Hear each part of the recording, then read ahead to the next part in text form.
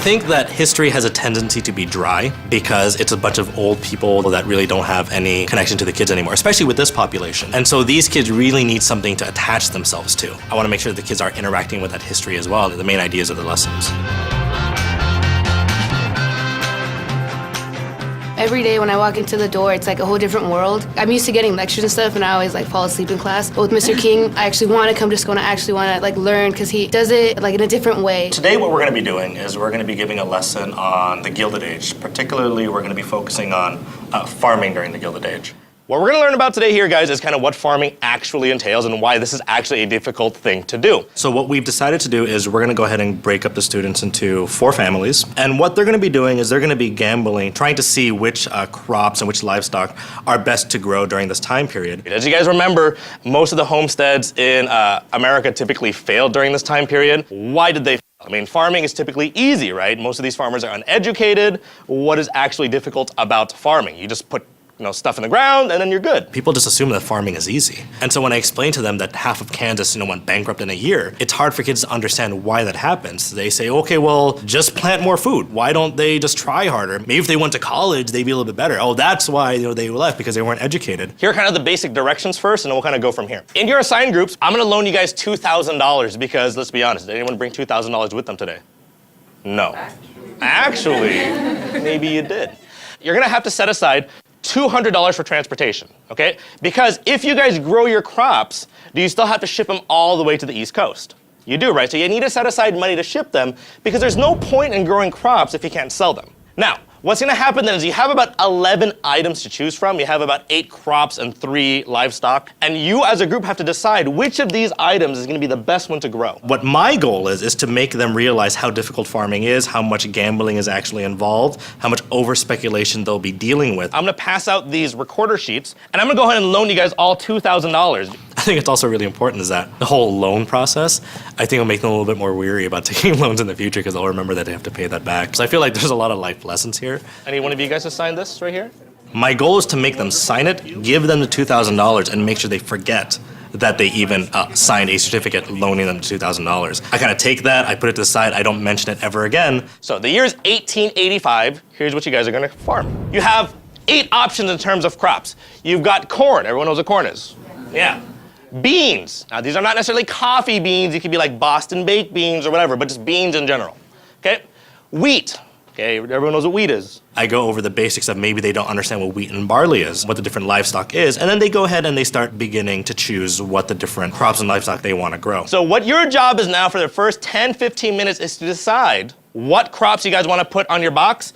You guys are gonna write down corn, or wheat or whatever, decide how many you want to grow, and decide how many sheep or hogs you guys want to buy. Everyone cool?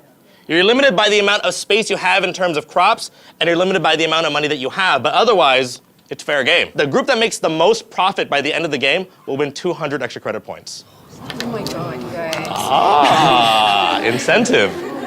All right, so guys, you guys have 15 minutes to decide what you guys want to plant. I'll come around if you guys have any questions. Begin. Decide what you guys want to grow. Can we do 2 of each? Right? Yeah, Or we like, two I think we best should do ones. wheat though. Like wheat is like, you make bread. So, because the peas give like. Well, how many of each crops do you guys want to get? And then So you guys deciding on buying so far? At the very end, once they've decided what crops they want to grow, they're going to go over to the crop market where they start exchanging their money for tiles. What's going to happen is as they're coming in, they're going to tell you, I want to buy this, this, this, or this.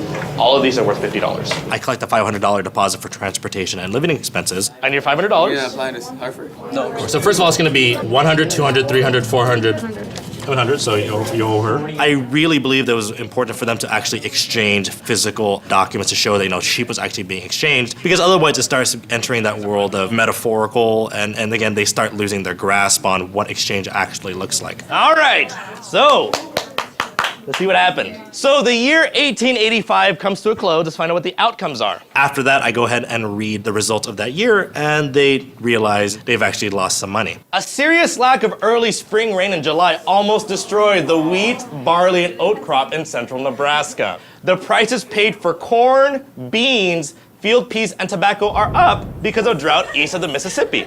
Cattle prices are depressed because of large herds of range stock being sold in Texas. The price for sheep is up and the price for hogs is at an all-time high. Here's what the investment returns are, guys. On the back of that sheet, start filling out your cards. Remember, everything was originally $50. So if you're making $50 more on each one, you guys start figuring that out. So start doing the math, guys.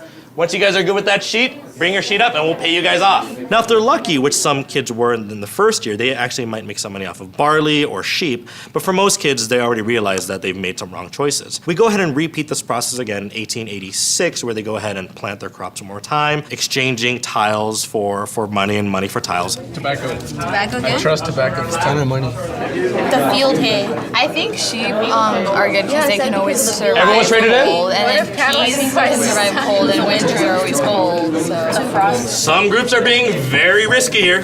I'm liking what I see. And yet I'm concerned about over-speculation. I think that's really good for them to really grasp the concept of over-speculation. This is what over-speculation is. You guys are welcome to bargain. You guys can speculate what the market might be. But if you over-speculate, we always know what happens there. So be a little bit careful.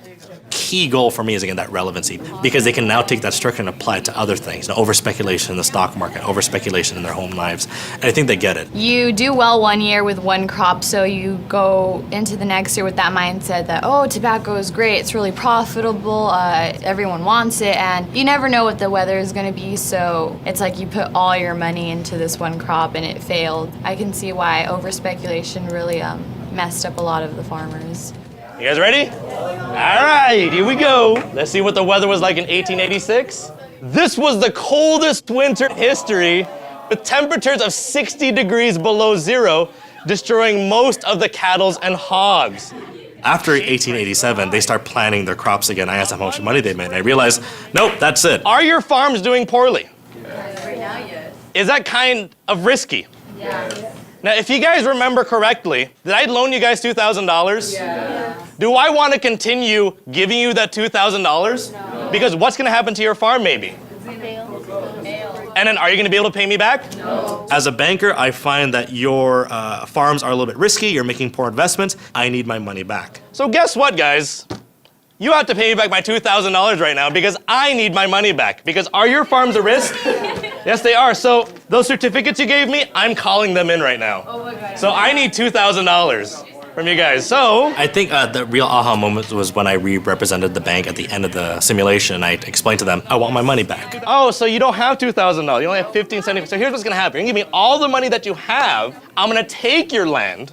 I'm gonna take your stuff, and I'll probably put you in jail. How dare you. Until you're able to pay it off, maybe. So that's your future. I was pretty angry because all of us were told we were going to jail. And then I overheard that they were still going to be able to be farmers. And I was kind of upset because I was like, we all didn't make a profit. We all still owe money. Why are we being discriminated against? And I think what the kids realized is that it's not just the weather that's going to be a bit unpredictable, but rather when the bankers are going to realize that their farms are too risky. And I think that when they realized that really farming was almost entirely out of control of these farmers, they realized how difficult it was. I think they started realizing, oh, that's why thousands of farmers went out of business. That's why the economy started tanking. That's what over-speculation looks like. You don't know what's gonna, what the outcome would be the following year. So just deciding oh, I want this much of that. So it was kind of hard just deciding on what we wanted to do. You work so hard for something and then it's still in the end, you don't make anything out of it and you end up going to jail or having to work for someone else for free. I would say what I like about teaching is the mere fact that you definitely feel like you're making a difference. You definitely have kids come into class, not liking history, but they're wanting a challenge. And so guys, do you guys understand why homesteads failed in the 1880s?